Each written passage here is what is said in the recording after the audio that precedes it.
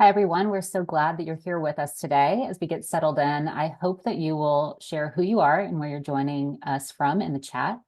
And we want to say welcome to today's program, Why We Believe, the psychology behind why rumors and misinformation spread as rapidly as they do, and how strong journalistic practices can help counter them.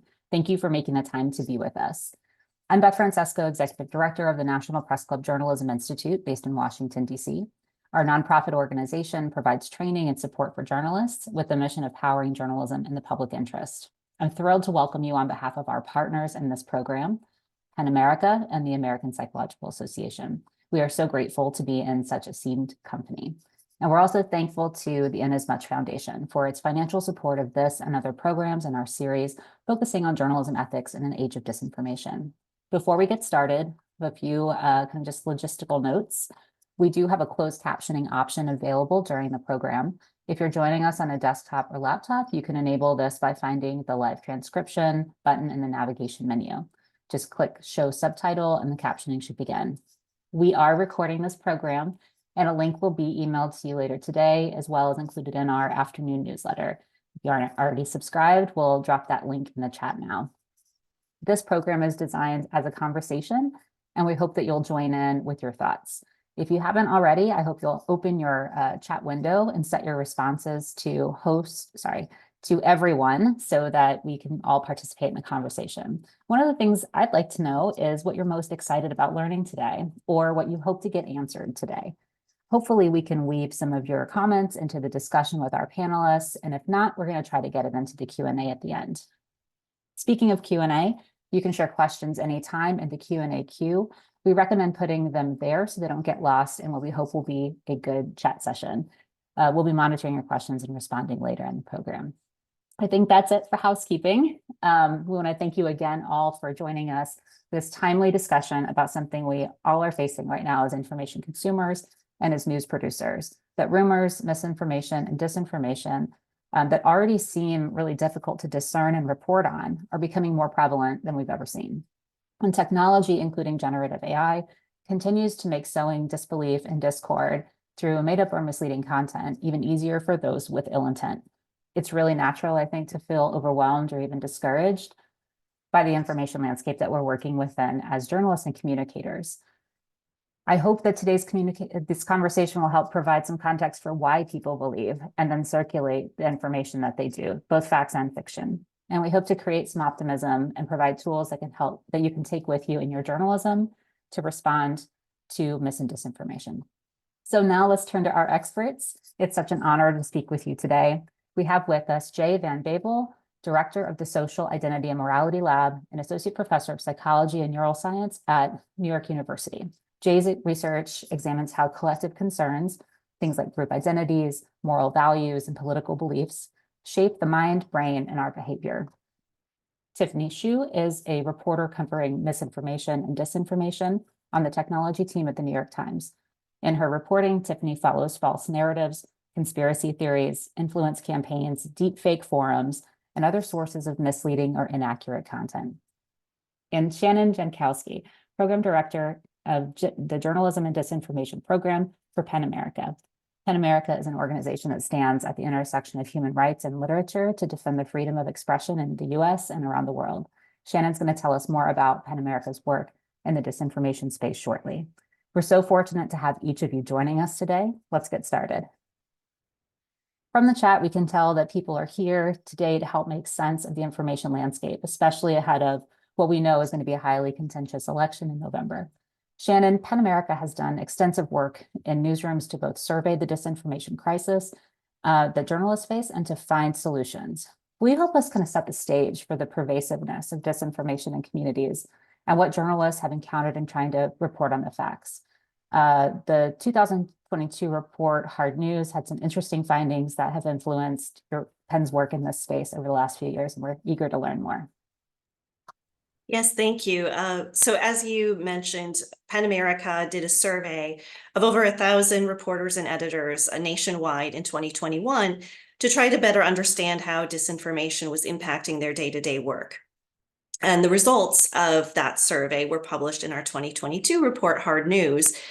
where sadly, but not unsurprisingly, it was clear that disinformation is having a very significant impact on journalism.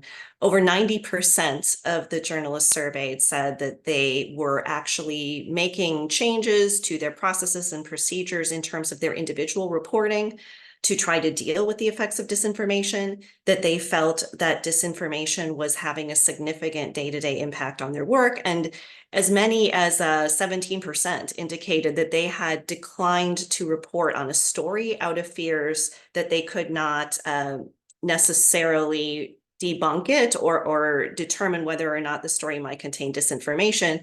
So this is back in 2021, where we were hearing that journalists were very overwhelmed, that they were really struggling to deal with this, and that 40% of the individuals surveyed said that their newsrooms had not done any kind of training or put practices or procedures in place to help deal with disinformation. And so PEN America, we wanted to try to help fill some of that gap. So we have launched our journalism and disinformation program. We have a resource on our website called Facts Forward, which I believe we'll put in the chat, that really is a tool for journalists who are maybe new to dealing with disinformation and wanting to sort of understand the groundwork about how do I even get started in thinking about disinformation. And we'll be adding to that over the course of the year with more advanced resources, dealing with some of the emerging technologies and sharing best practices. We'll also be hosting trainings in newsrooms and doing events like this, where we're bringing journalists like Tiffany and experts like Jay together to talk about what's been working and what hasn't, and what journalists can do to try to navigate, as you said, Beth, a relatively unprecedented election season. I feel like they're all unprecedented every time we have a new one.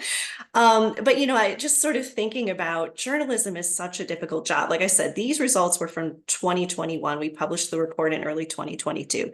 So you weren't even thinking then about generative AI and the prospect of what we're hearing now from journalists, really wondering, how do I communicate with a public that is starting to distrust everything? We're in a situation where, and Tiffany can correct me if I'm wrong here, but I've been hearing that there really aren't tools out there that are effectively able to spot accurately the kinds of sophisticated deepfakes or audio manipulation that potentially are going to be coming down the pike with generative AI in this election season. And journalists being in a situation where they don't know how to communicate to, or the best way, I should say, to communicate to their audience what is actually legitimate and what isn't, and then dealing with the potential for news avoidance and further distrust in the news media, potential for increased online hate and harassment. And we've had the massive layoffs of journalists in the last several months at both the national level, the local level. And we have a job that was already incredibly difficult to begin with. Now you have fewer resources, less people to do it. This new existential threat around generative AI, and whether that threat is perhaps as the significance of that threat is maybe in some aspects being over amplified. We don't know, but it's there and the public perceives it as being there. We know that political candidates will be able to just, anytime a video or audio comes out about them that they don't like, they can just say, oh, well, that's a deep fake. And journalists have to be responding to that in the moment. So we think about how disturbing the results were in 2022. You can imagine if we redid that survey today, how much more alarming they are. And so that's why PEN America is doing work in the space, and we're thrilled to be having these types of discussions, because sharing, Tiffany being able to share what she's doing, and Jay being able to give us more context on how the psychology of disinformation works.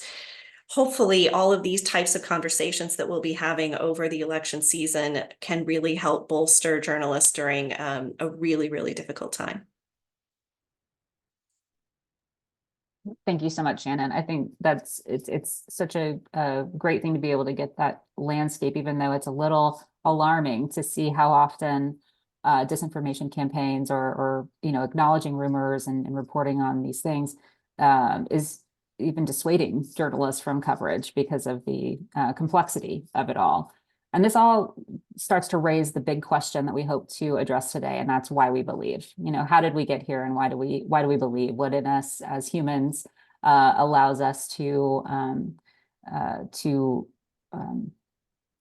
identify with material and groupthink, and understanding the psychology of mis and disinformation is just essential to countering it, in part because it's critical to recognize it's designed to play on how our minds work, and that all of us are vulnerable, us on this panel, and our audience, despite what we may want to admit. So Jay, I'd love to turn to you. You study the role of identity and partisanship in the spread of disinformation. Can you just tell us a little bit about how that works? Yeah, so the reason that we believe misinformation or conspiracy theories is in some ways just based on the way that we believe anything. Why do we believe any information that we hear? And so those basic psychological processes, which are, I'll just give you a couple key factors that drive belief, and that these underlie belief in misinformation. The first one is that if you're exposed to a lot of information of a certain type, you're more likely to believe it. And so there are effects where if you present the same line multiple times, people are more likely to believe it, the more likely they hear it. There's just basic repetition effect. And that's just our brains reacting to commonalities in our environment. And so if you're in an echo chamber or a corner of the information ecosystem, or your offline friends are all sharing certain types of misinformation or conspiracy theories, then when you encounter it somewhere else, you're more likely to believe it. Okay, so that's one thing. So you have to understand some people are living in an information ecosystem that might be very different from your own. And I like to think of it like this is analogous to me to dieting, that the information diet that we get makes us more or less susceptible to other types of health issues. If you're really eating unhealthy all the time, then it makes you more susceptible to other illnesses. And it's the same with misinformation. You're getting a lot of low quality information, makes you more susceptible to future misinformation. So that's one basic thing. The other basic thing, and this is really what my lab studies, I've been studying for 20 years, is identity, which you already mentioned, is that when we identify with a group, we're more likely to trust them. We're more likely to believe things fellow group members or leaders of the group say. And so that can allow us to shift our beliefs very quickly. If we suddenly hear members of the group saying something, where we do it because we want to fit in, we do it because we trust them more, we do it because we want our groups to be successful, and if the narrative they're sharing is right, it might lead them to be more successful, and it makes us less likely to believe things that are bad about the group, like if we hear a leader is corrupt.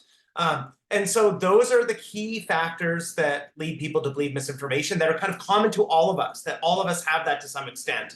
And then I'll say a third factor is that there are individual differences. And this is where you get like susceptibility to belief in, say, things like conspiracy theory. Some people are more conspiratorially minded. They're more likely to infer that there's like a nefarious, evil, controlling group, and they kind of can apply that to all kinds of situations. And so if they're believing in a conspiracy over here about how JFK was killed, they're more likely to believe in conspiracy theories about COVID. They're more likely to believe in conspiracy theories about the Stop the Steal 2020 election or any other issue. And so those are kind of the three big factors that underlie why people believe things and why they're more or less susceptible to misinformation.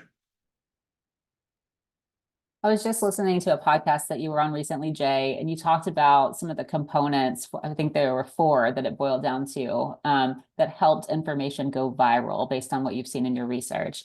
I wondered if you would mind just touching briefly on those, because I think they speak to our identity pieces, and that would be great if you could touch on that. Yeah, so I'll tell you, so I also study social media. And for the last 10 years, we've been studying what messages spread or go viral. What are the kind of the ingredients of information virality and engagement? And so I did a podcast yesterday, came out yesterday, with Derek Thompson from The Atlantic. So I'll share it in the chat when I'm done talking so you can listen to it yourself. But basically, he went through a bunch of my research and said there's really 4 principles that you're kind of tapping into. The first one is negativity. So we found online, for example, using Upworthy's website database, that the exact same news story, if it has a negative language in the headline, is more likely to get people to click on it to read it. This is like the classic journalistic, saying, if it leads, it bleeds. And so we found that analyzing 20,000 A/B tests of different headlines, so little mini experiments. And so that's what gets people to engage. And so there's an incentive structure for journalists or editors or news sites to frame things even that could be framed more positively to frame them negatively. So that hooks people. That's part of the way I argue it is that the way our brains are wired through evolution is to track things that are dangerous or threatening or negative. So we're intrinsically always kind of paying attention to things like that more. The second thing is moral emotional language. If I put a moral emotional word like disgusting or I hate so and so, if you put that in a message on social media, it's about 15 to 20% more likely to be shared. And so messages that you have 2 or 3 or 4 words like that are often very black and white thinking, often associated with things like moral outrage, are more likely to go viral. The trade-off we find is that when you use that language, it mobilizes people like you to share it. So if you're a liberal and you see that message, you're more likely to share it. If you're conservative, you see a message that resonates with you with that language, you're more likely to share it. But it makes you less likely to get engagement from people who are politically different from you. So just as it engages your own side, it alienates people who are different. So it's not persuasive. It mobilizes, but it's not persuasive. So it's a bit of a double-edged sword. The third thing, and this is the strongest thing we found in about 10 years of researching this, is outgroup animosity. News stories that dunk or have negative news about the other side are 67% more likely to be shared. And that was with an analysis of about 3 million messages on Facebook and X or Twitter. So that seems to be the single biggest thing. Again, it goes to identity issues. People love to see bad news about the other team. The psychology of that is called Schadenfreude. It's a great German word. It means you take pleasure in the suffering of somebody else's pain. And so that seems to be the biggest one, outgroup animosity. So we have an economy and a culture now that's driven by that. And so those are the 3 big things. Oh, wait, there was a 4th one. I'm trying to remember what it is now. Do you remember what it is, Beth? Extremism. Oh, yes, this is my new paper. Okay, so this is embarrassing for me. I have a new paper called Inside the Funhouse Mirror Factory, and we look at who posts what online. And what we're finding on pretty much every platform and also other online sites that aren't social media, the most extreme people post the most.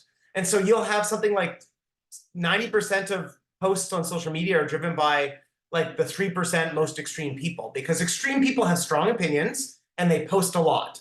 And this is especially true in politics, but it's also true whether people are debating sports or debating health issues. The most extreme attitudes feel the most confident, and they're most motivated to convince people. So they're constantly posting. And so what that means is when you look through your news feed, and by the way, the average person scrolls through about 300 feet of news feed a day. This is 6 inches, that's 600 swipes. That's the height of the Statue of Liberty. So that's how much information we're being exposed to each day.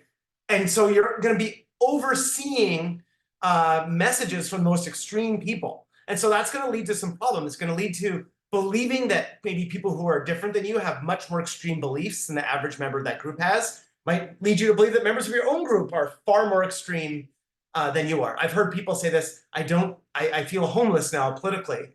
And it's because they're going into social media and seeing that people they once saw as allies are dominated by people with extreme opinions. Well, it doesn't mean that the political opinion of the average member of their group has changed. It's just that social media amplifies and draws out the most extreme voices. And so we see those people vastly overrepresented. So those are the 4 things. So you have to be aware of that when people are seeing this is the information diet they're getting. And these are the things that are triggering them. This is what they want to engage with. That leads me to my next question about technology and about how, we're talking about people who identify as content creators. They also have these other intersectional layers of their identities, whether that's politics or the communities that they're in. And so I wonder about the identity of creator in this, or owner of this content, and how that plays into their willingness to create false narratives and then share them. Jay, can you speak a little to that? Yeah, so as I've been studying misinformation more, I had this conference about this a few months ago. I was at Google. We had all these researchers study misinformation and the online environment. And I was in this working group, and what we started to realize is a lot of misinformation is created by a tiny number of people. So there was called the disinformation dozen during COVID, who spread most of the anti-vax information on Facebook. So 12 people accounted for, if memory serves me correctly, 65% of the stories that cast doubt on the success of vaccines. So imagine like a bullseye, like a target, you're playing darts or something. So there's 12 people in the middle, and these are huge influencers with big accounts. They're creating most information, and by the way, they're monetizing it. They're selling like health products on their website or something like that that's making them money. So they're driving the engagement. Around them is like maybe 0.1% of all users, and those are often like well-connected people who have big followings, often very political, very active around an issue. They're amplifying the messages from those kind of 12 people in the middle and spreading it out. And then you might have like a pretty large group of people, maybe hundreds of thousands or millions, let's just say even 1% of Americans. Around them, that's 3 million people who are getting it and maybe don't know if they can trust it or don't trust mainstream media.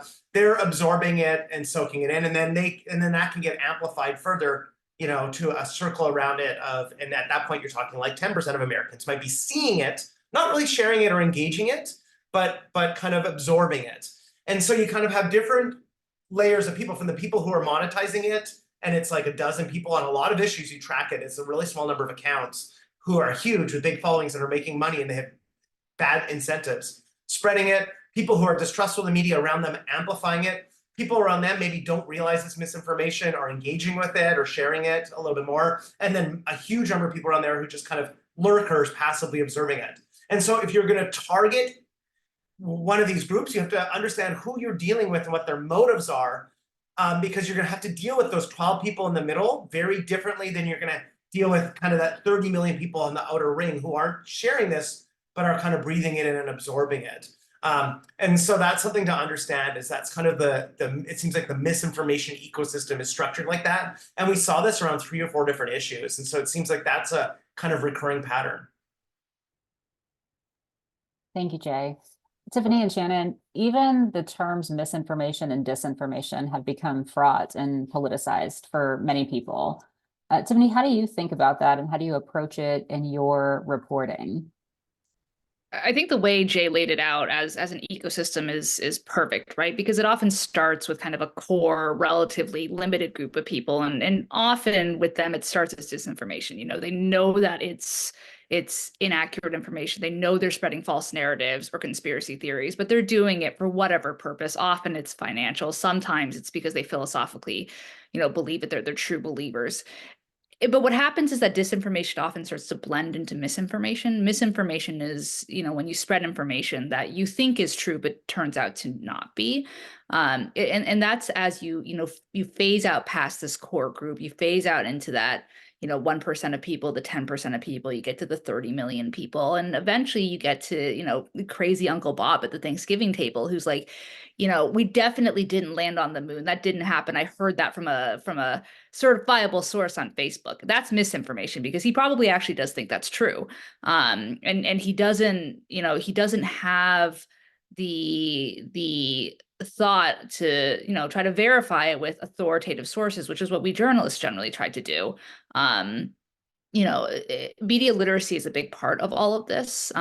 It's why misinformation has become as big of a problem as it has. It's that our school systems don't invest enough in media literacy programming, in trying to educate new generations and older generations how to parse through the enormous amount of data and news and thought that's out in the world.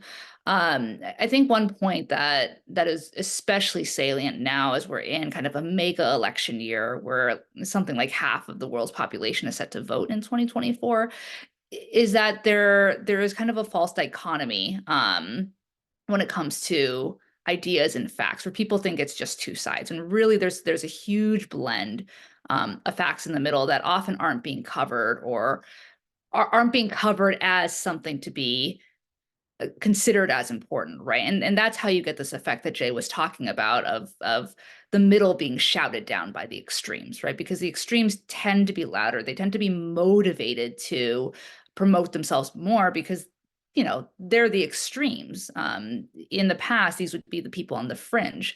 But because they're louder now than they have been, a lot of people who are in the middle are starting to think, well, I'm actually the fringe. I'm actually in the minority at this point. And I think that's something that journalists are increasingly trying to tackle as they cover this particular year.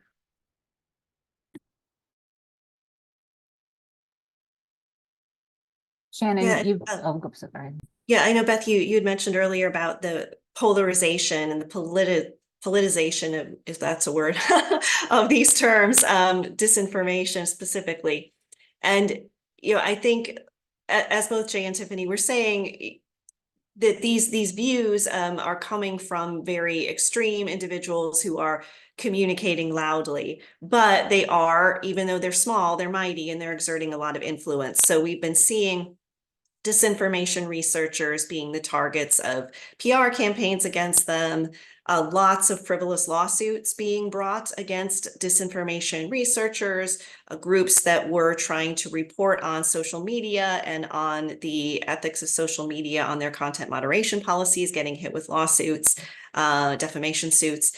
And so I think there is hesitation to use these words, especially the word disinformation. And I'm starting to see people try to use terms like information manipulation or promoting information integrity.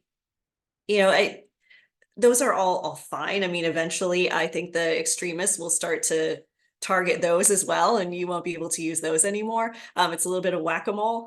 But I think just from my perspective, my former perspective as a media lawyer, I know that media lawyers sometimes had cautioned journalists against saying things like, this individual lied about X, or this thing that this person said was a lie, partially because there were some fears that when someone is accused of being a liar, if they're a litigious individual, that triggers them, and then they want to go and file a defamation lawsuit. And regardless of whether they would actually get anywhere with that lawsuit, it's a hassle to try to defend it. So I think there were some trends in the past to try to avoid using words like this person lied or this person said something, spread a false narrative. But I think now journalists, and Tiffany will be able to speak to this more effectively. But what I'm hearing from some of the journalists I've talked to is that, we're not going to dance around this issue anymore. We're not going to say disinformation as sort of a less triggering word. So hopefully we won't get sued, but really coming out and saying, like, this individual is lying about this. They're spreading false narratives. The gloves seem to be coming off, and we're realizing how important the stakes are here, and we need to call a spade a spade. But I'll let Tiffany speak to her experience on that. I mean, at the end of the day, my job is actually not that hard, right? Because disinformation often is easily proven. If you trace back through the feedback loops, where a lot of these narratives start before they end up circulating through different platforms and different languages in different countries, you can often find the root of how a conspiracy theory is starting, or the evolution that it's made. And there are elements of a lot of these false narratives, take voter fraud, for example, that are very simply untrue. And so I think what a lot of journalists are starting to understand is that, the only side we can take is the side of provable truth, right? And if that truth to us is that we don't know, we should say that. We shouldn't be afraid of identifying for readers that there are certain things that are maybe unknowable. There are certain things that are maybe unprovable, but we're going to prove what we can and lay out the evidence, without fear of pushback from the people who are spreading a lot of those untruths.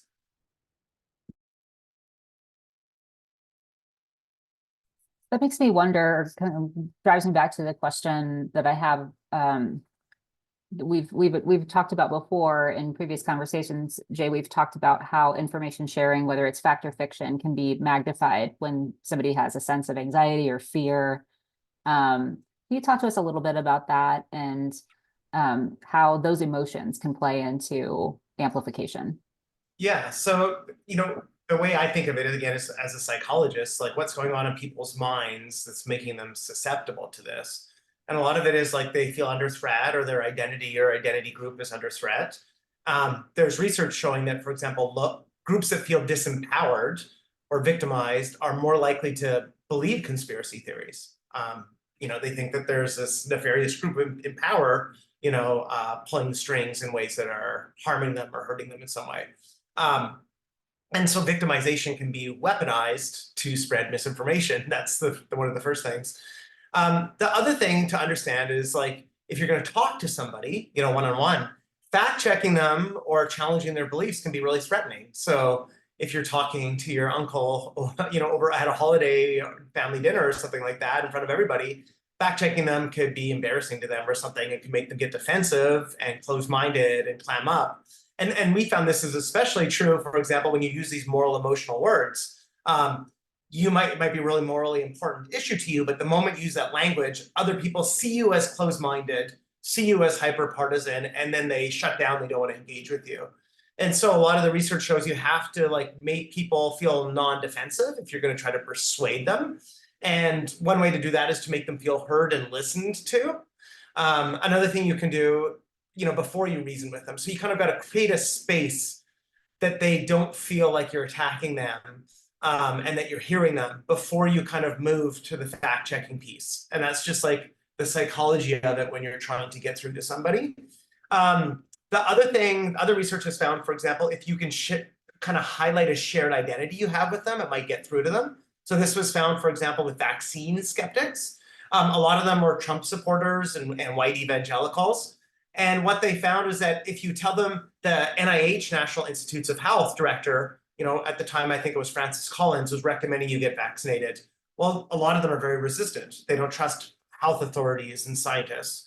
But if you point out that Francis Collins is also an evangelical Christian, as well as the director of the National Health Institutes, they suddenly are more receptive and open-minded to getting vaccinated. And what you've done is signal that this is a person like you who share some of your values and identities, and that therefore they might be seen as more trustworthy. So that's another thing you can do, is highlight shared identities wherever they're available as a way of opening the conversation to getting through to somebody, because they're less likely to see you as a threat or an enemy or spreading propaganda. And so those are the types of things you have to think about when you're going to try to get through to someone who is really committed to one of these belief systems. If I can jump in, I'm going to share a story in the chat that I did recently that at first glance doesn't seem to have anything to do with an election year, but it does kind of showcase a lot of the emotional forces that underpin what Jay was just talking about. And this was the kind of conspiratorial phenomenon that happened earlier this year around Kate Middleton, right? So the story looks at how our culture's relationship with celebrity has kind of morphed from false narratives of oh, is he's dead, or is he too, she's alive, or is she, right? This is the whole the rumor mill around Britney Spears and Avril Lavigne and Kate Middleton. And what was causing a lot of this, I think, are some of the same motivations that are causing a lot of people to be concerned about the election, right? It's that people are feeling really uneasy. The world feels a little bit apocalyptic to them at the moment. They feel like they're being battered on all sides by people who don't agree with them. And so what they're doing is they're seeking some solace in lighthearted topics like celebrity conspiracy theories, right? And what they do is they go online, and being online can be kind of an isolating place, right? So they're searching for community online, and they find community in these groups of armchair detectives who are trying to solve this mystery. And this then ties into our cultural fascination with true crime. Social media has made us feel like we want to be engaged. We want to be participating in the solving of these crimes or of these mysteries. Which can be fun if you're doing it over, cocktails at a bar. But when it gets to the kind of mass hysteria that happened with Kate Middleton, I think it showcases a lot of the momentum, the conspiratorial momentum that is the same thing that pushes voter fraud conspiracies. And so what you get is this kind of Ouroboros of of false information, where people are motivated to go deeper down the rabbit hole, because if the Kate Middleton thing was easily dismissed as oh, she had cancer, she's dealing with it now, it's chemotherapy. If that happened off the bat, then it wouldn't have been fun for people to speculate about it, right?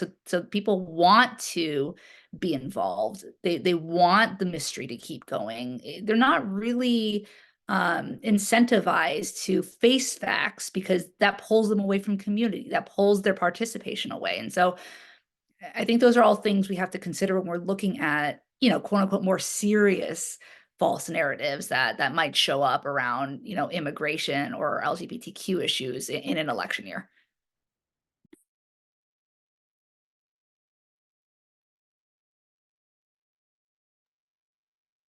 I think there's, Tiffany, I'd love to take us from those points that you just made, those excellent points, and into the question about how we report on these issues and report on narratives that are emerging in a way that doesn't magnify false narratives or increase the spread.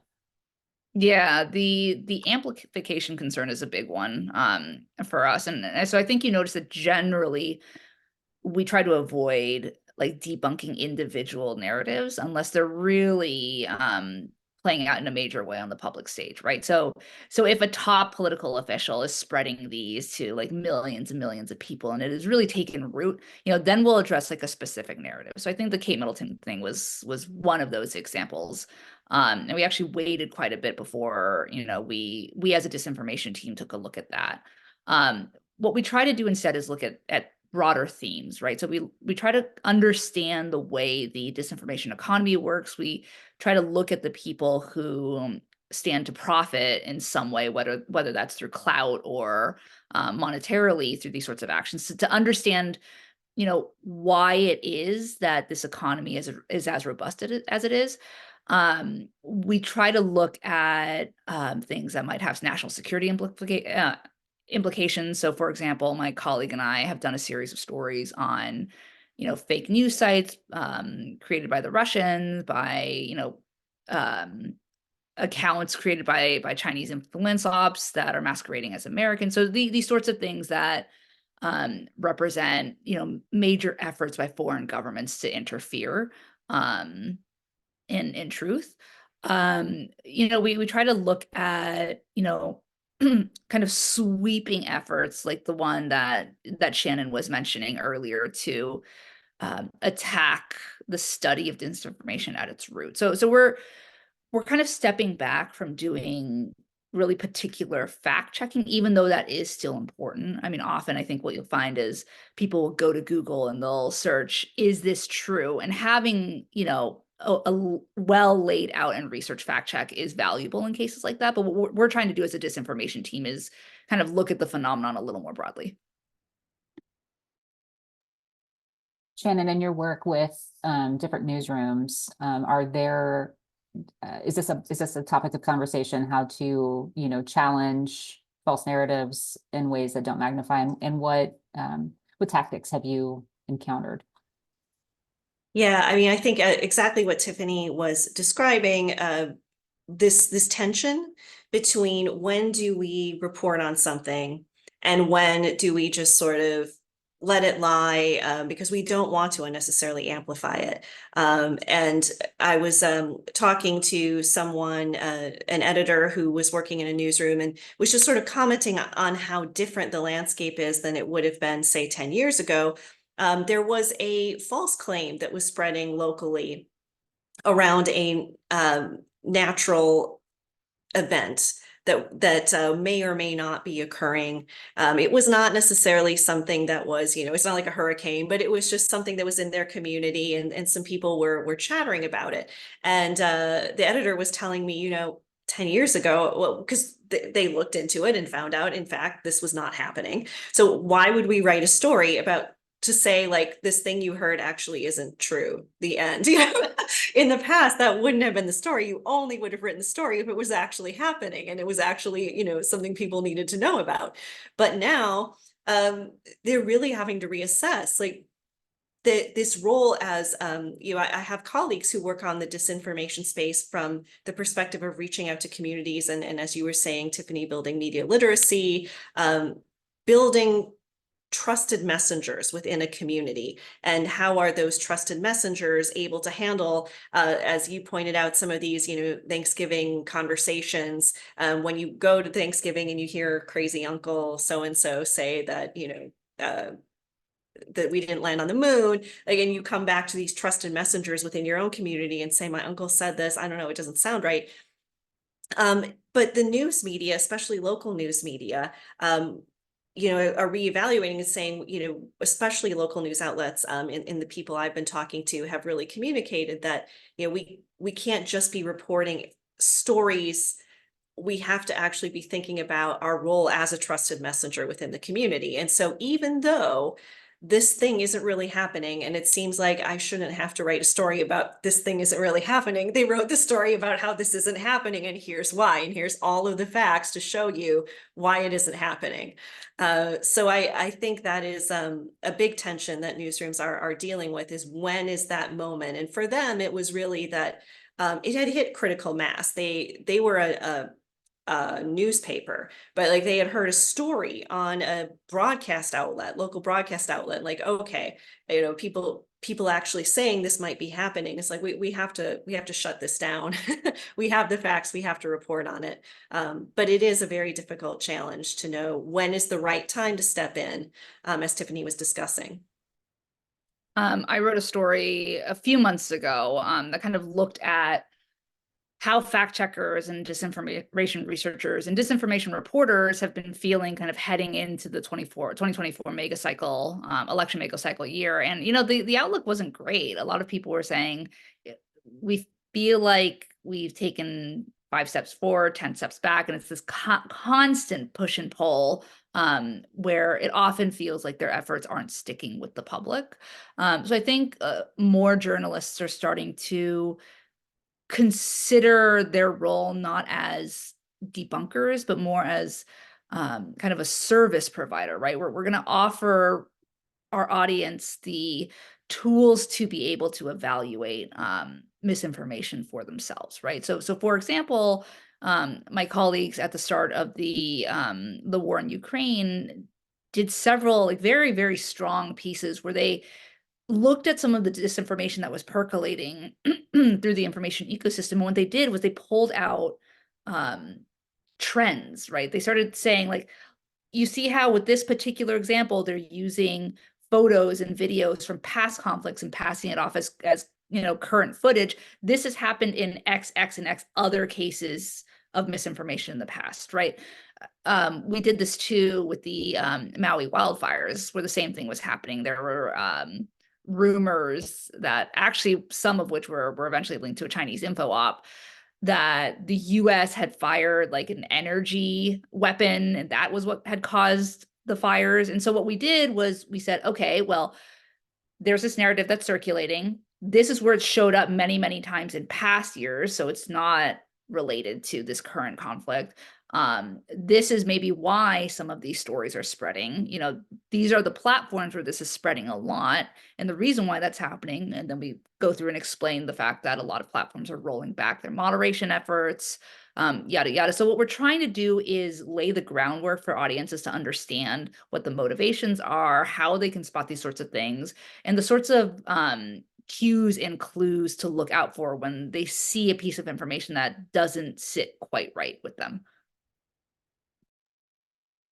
It's just becoming such essential. Those are essential practices now. And then we have a great question from an attendee who asks, looking at this from another angle, do you have any advice for journalists who do provide ample evidence to back up their reporting, and only to have perhaps someone pushing the other narrative, slap, a dismiss malinformation tag on it? People disagree with our reporting all the time. We will lay out a pretty thoroughly researched piece, and someone will write to me like, you're just an agent for the deep state. And it's like, I don't really respond to messages like that, because it's at some point, they've made up their minds. It's kind of pointless. But I think there's research that suggests that there are far, far, far more people than a lot of people assume that are open to hearing evidence to processing, proof on their own. There's this great report out of Stanford, I think last year, or the year before, that said misinformation is pretty prevalent, but not as many people as you think are falling for it, right? Like, I think we still have to give audiences the benefit of the doubt, that even if they might question things, which, is a valuable thing to do often, is to question things that are presented to you, because you need to understand the motivations behind the people that are spreading information. The point of the research, though, was that if you show people how to interrogate, the sourcing, the research methodology, then they'll do it, and they'll often reach a conclusion that is legitimate.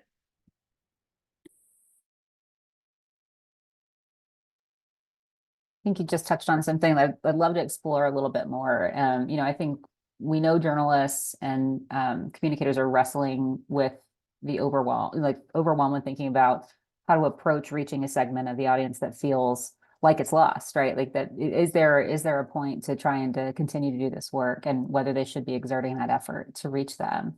I'd love to hear from each of you. Your thinking on that. Are we at a point where some audiences are just lost? And is it worth the time to continue to show our work, right? And explain how people can be doing this for themselves?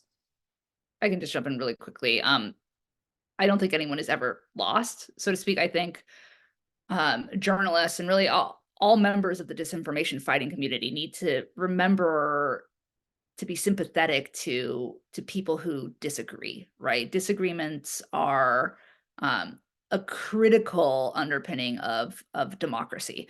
And I think to cast disagreements based on faulty facts as some sort of like malicious fault in a person is kind of a dangerous direction to take. So I think we tend to report as if we're reaching everyone, because I think at the end of the day we can, right? As long as we try to write so that if our reporting reaches someone who may eschew it at first, if they read through it and actually take the time to process what it is that we've laid out, our hope is that they at least stop to consider, well, maybe we should give this a chance. And I think everyone is capable of doing that.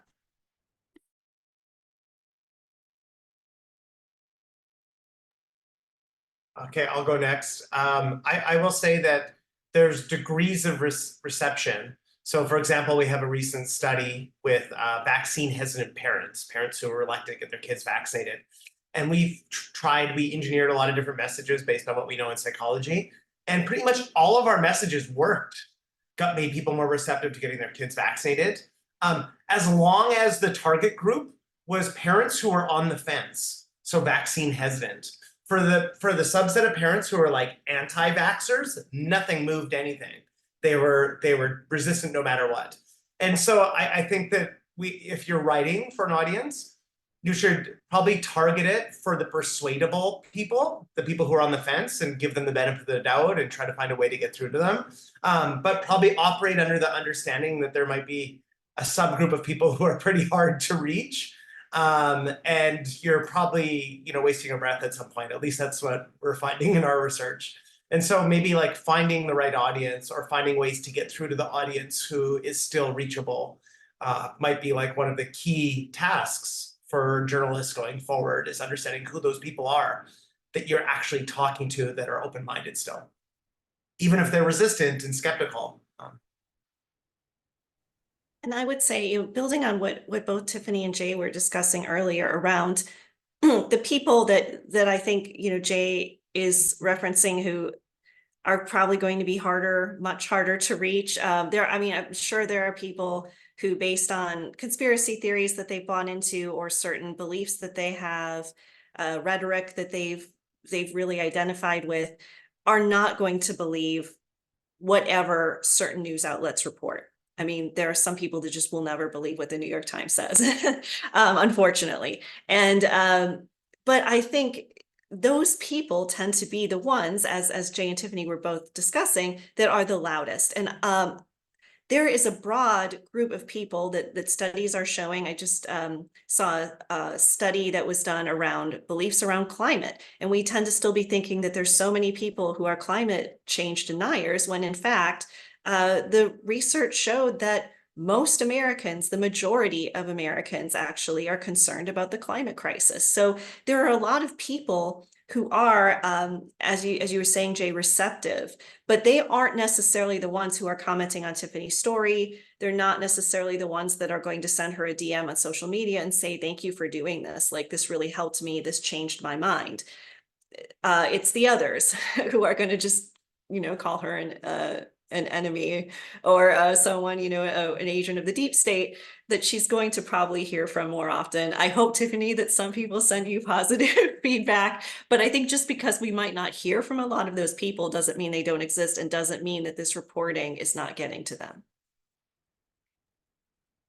Very good points. And it sounds as if at the heart of all of this, and it comes to practices that journalists and communicators can take forward, is to rely on what I'll call good old-fashioned ethics, right? We want to have those guide our practices: critical thinking, approaching topics with, assuming good intentions, respecting identity and disagreement, as you pointed out, Tiffany, sources who think differently than us.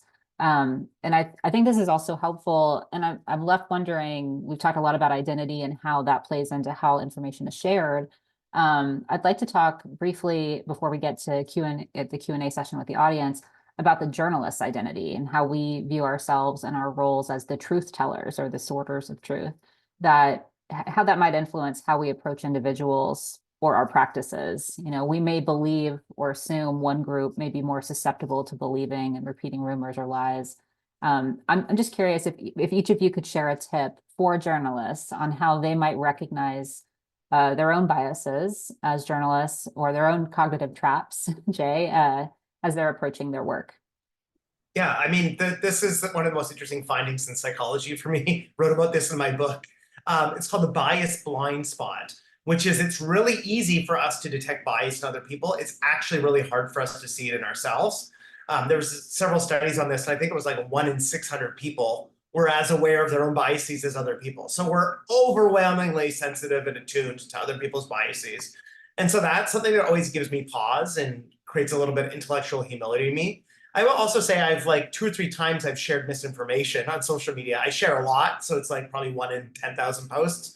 But one of them was a parody, but I understood, I have colleagues who are all scientists, who immediately call me out. And then a couple were quotes. One was a quote to Mark Twain about misinformation. And actually, it wasn't ever him who said it. And so these are the types of things that we can get caught up into. It doesn't matter if, I have a PhD and I study these things, and I still am susceptible to them. And so building in breaks and checks, and also embedding yourself in a community who will correct you. This is one of the great things about journalism, is the editorial oversight and rigor and skepticism and verifying stories and sourcing. It's the same systems we have in science. And when it works well, it works really well. We are smarter by creating norms of accuracy and enforcing them, and then also institutions that reinforce and support and incentivize accuracy. And so I think those are the things you want to embed yourself in if you want to be accurate, because on your own, you are forever a frail human with a limited cognitive capacity and biases and identities that will make certain things want to appeal to you, or you'll feel a pull, a gravitational force almost, to share them, to signal that you're on board or that your team's doing well on social media. And so I am just as susceptible to that as anybody. So it's more thinking, how can I ensure my sources are good, and make sure that I don't embarrass myself with my colleagues, or I'll stop getting invited to panels like this. So we have to those are the types of things that motivate us for social status, are different for other people who don't have the institutions, the norms in their environment, and the incentive structures to be accurate. In fact, some of them have incentive structures to be inaccurate. And so I think that's the thing that we have to understand, is we're not going to do it alone. We do it through our social community.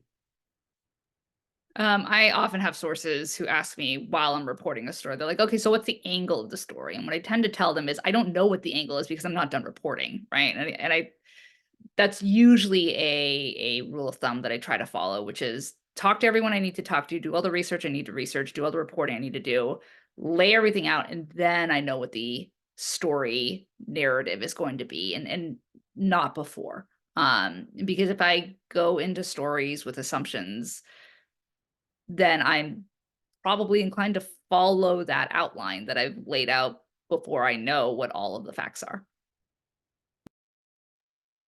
And one thing that you'll find in a lot of media literacy trainings, and it's the same thing that we tell to journalists as well, which sounds extremely simplistic on the surface, which is basically that the disinformation tends to be very inflammatory. It's designed to elicit an emotional response so that, as Jay said, you will be more inclined to want to share it out to other people because we want to share out these things that make us really upset or angry.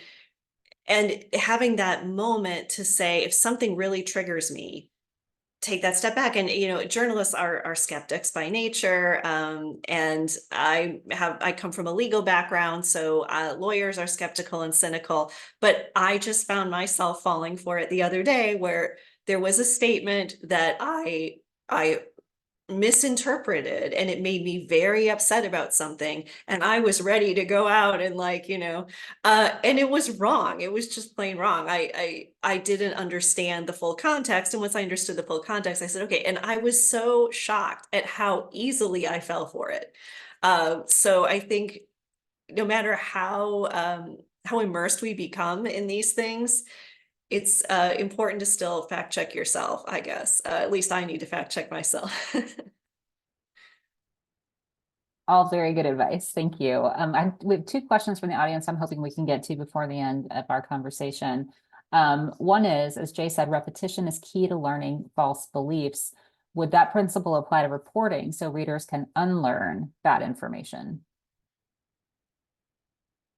Yeah, I'll just say it works for good as well as bad. So hammering home the truth repeatedly is a good strategy to get that narrative out. So it doesn't just work for misinformation. So that may be one thing. I think maybe for scientists and journalists, our incentive structure is often to be the first to break something.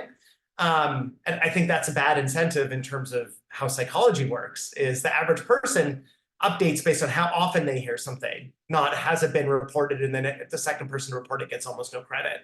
And so I think that might be something to think about, is like that there's an advantage from a news perspective in hammering home the same message repeatedly. Thank you.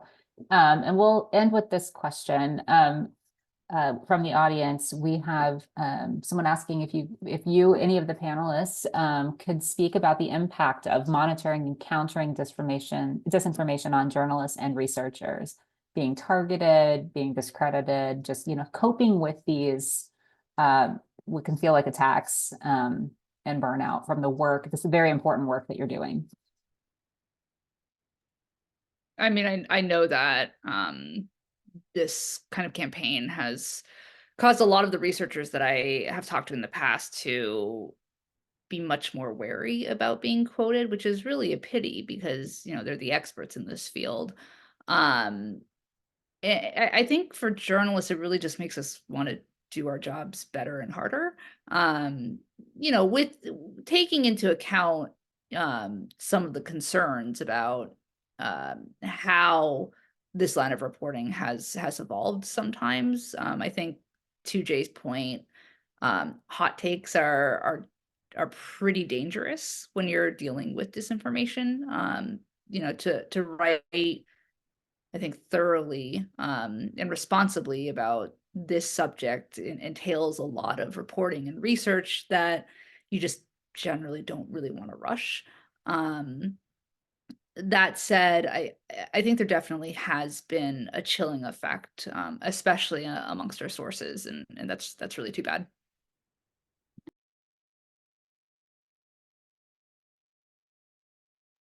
Yeah, I'll say, I put it in the chat, I was a target of harassment for fact checking some conspiracy theory on the Joe Rogan show. And yeah, I got about 1,000 messages harassing me, people contacting my university president and trustees to try to get me fired. And it was a pretty boring fact check. But it was COVID and it was on Joe Rogan, so it had millions of people listening to it. And the things that really helped me was having a senior leader, the provost, reach out and lend her support to me. that matters a lot because it just means the senior leadership has your back, even if it's just privately. And then other thing that helped is having my colleagues, other scientists, publicly weigh in on social media about how I was correct. And so I think those two things carried a lot of weight to me. And then there was a whole set of strategies that I got from other people, including shutting down my social media accounts, all of them, for about 48 hours, and they just move on to something else. But if you engage and go on a back and forth, these people will harass you forever. And something that starts on Twitter, they start sliding into your DMs. They found my wife and kids, like my wife's account with a picture of her kid on Instagram. So they will find all kinds of ways to harass you and your family if they want. It's often, it was driven by one prominent conspiracy theorist who had about 1.5 million followers, who just kept posting stuff about me that was misleading. And so like shutting down everything and not engaging turns out to be one of the best strategies you can do. So there are kind of this like playbook, but the support from your colleagues, I think, matters a ton. And if you see a colleague getting harassed, help them, send them a message, put your arm around them, whether virtually or in person, because they feel very vulnerable. They're going after your bosses to try to get you fired, even if it's on insane grounds. And that, even if you know you're right, that's horrifying for most people. So, or they're harassing their families, and the average person won't see 99% of it because they're going into your DMs and on different platforms and stuff. So a lot of it looks invisible to the average observer, but the person who's the target is often facing waves of it. I'll just quickly point out that I dropped a link in the chat to PEN America has a team that works with writers and journalists facing online hate and harassment. So we have a manual online that you can turn to if you are experiencing online hate and harassment, that provides tools and resources and a lot of the types of things that Jay was just discussing. Thank you, Shannon. That and the other resources that PEN America has available, as well as the American Psychological Association, terrific resources as we all continue to work to counter the rumoring, dis and misinformation, just information landscape that we're facing going into this year. I'm looking at the time and I'm so disappointed. This hour has gone by so quickly. I want to say thank you so much to Tiffany, Shannon, and Jay for this incredible conversation. I feel like we could talk the entire afternoon, but we will not do that. There are stories to write. You packed so much into this information into this hour, and I know we all learned quite a bit from you. Many thanks to PEN America and the American Psychological Association for your work coordinating this program, and as well as to our funder, Innismet Foundation, for the financial support to be able to provide this at no cost to participants.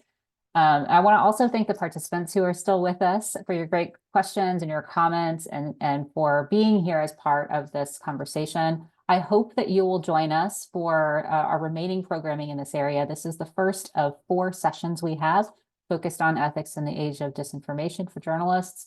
We will be here same time next Wednesday, focusing on how journalists can build the systems and norms for accuracy that Jay mentioned earlier in their newsrooms and within their work. We're going to have a conversation with standards editors from the Associated Press, Axios, Politico, ABC News, and Voice of America. So we hope you'll join us for that. And as a reminder, we'll share a link to the video recording of this afternoon's discussion, along with the resources that we have listed in the chat, so that you can keep mining this program for guidance. Thank you all so much for being here. We hope that you will stay well, and that we'll see you again soon. Thank you all.